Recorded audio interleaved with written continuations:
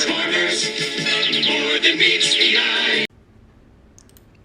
Welcome back, everybody. Tommy here again. All right, today we're going to be talking about reinforcements from Cybertron, Power Dashers, the Omnibots.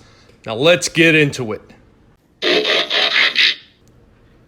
Their struggle began on a faraway planet, light years from Earth. Heroic Autobots and evil Decepticons, robot against robot. But as the battle continues here on Earth, the tide turns against the Autobots. A plea for help is sent to Cybertron, but does anyone still remain on the war-torn planet to receive it? You'll soon know the answer. Miraculously, an emergency shipment of reinforcements is sent hurtling through space towards Earth. Shouts are heard throughout Autobot Command Headquarters to hear the reinforcements from Cybertron have arrived. Optimus Prime, the Autobot commander, turns to a junior officer and says, "I knew they wouldn't let us down. In the shipment are Power Dashers, sleek mini racers, Autobot, digital watches, and Omnibots, the newest form of Autobots."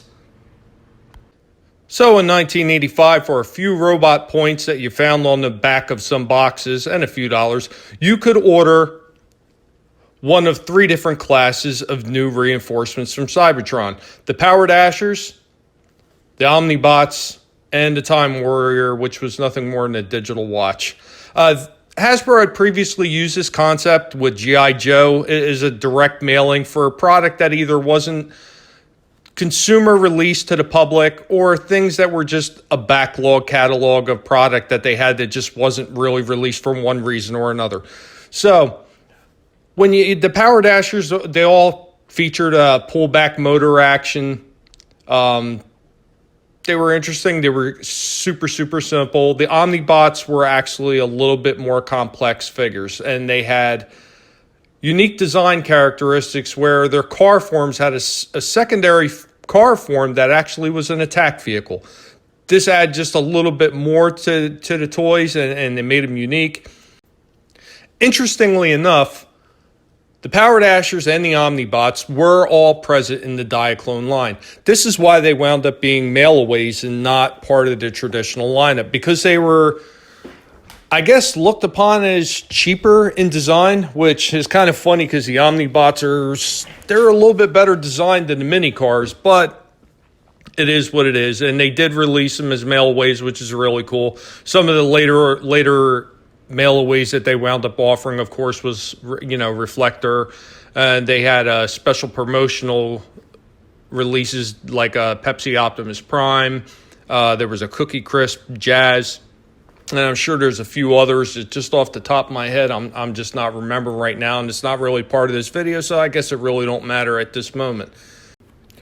Now, the three Omnibots were named where the Power Dashers were not named. It's kind of funny why they were never given names. They were just Car, Jet, and Drill. But the Omnibots, they did get names. They did wind up having a few appearances in comic books. I mean, they really weren't used very much. They were cool characters, and they probably could have been expanded on. They just never were. Now, who were the three Omnibots? You had Downshift. Downshift was a Toyota Celica XXP type, a Japanese version of the Celica Supra Mark II. Downshift was a security agent, and his motto, "Nothing is secure as long as there are criminals somewhere." I always felt that he was one of the better made Omnibots. I always felt Overdrive was cheaper, even though Overdrive had a really cool look and he looked more like a robot than the other two. Downshift seems to have been made a little bit better. Now, next up, we got Camshaft. Camshaft was a Mazda RX-7 Savannah. Camshaft is a scout. And his motto, sometimes you have to be smart enough to know when to run. Doesn't sound very heroic, does he? Now, Camshaft actually came with 2 missiles and a gun. Downshift, he came with 3 guns. I probably should have mentioned that. Technically, his 2 guns were actually attachments. They either went on the side of his head or they went on the door panels when he was in his attack mode. The only thing that Camshaft had in his attack mode was a missile that popped up on his rear window when it came down. So last we have Overdrive. Overdrive was a Ferrari F12 BB. BB stands for Berlinetta Boxer. So, Overdrive, strategist.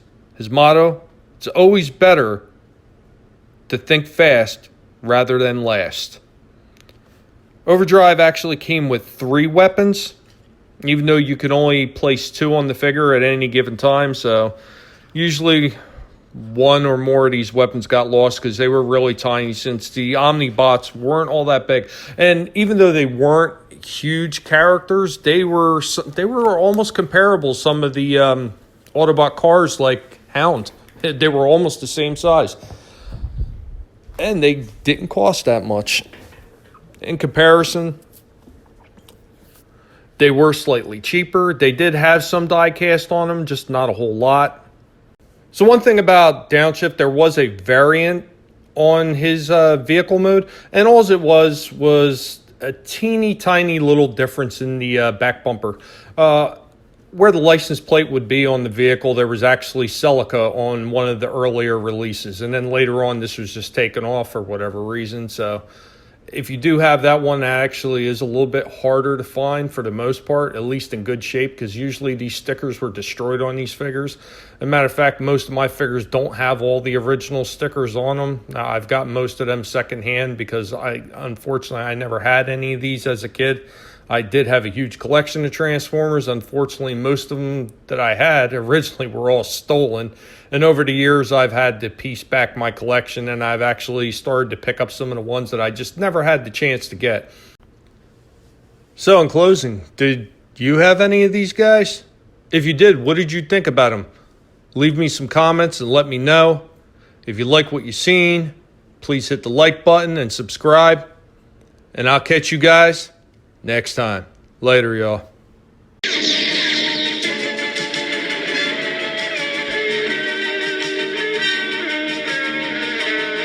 Transformers, more than meets the eye.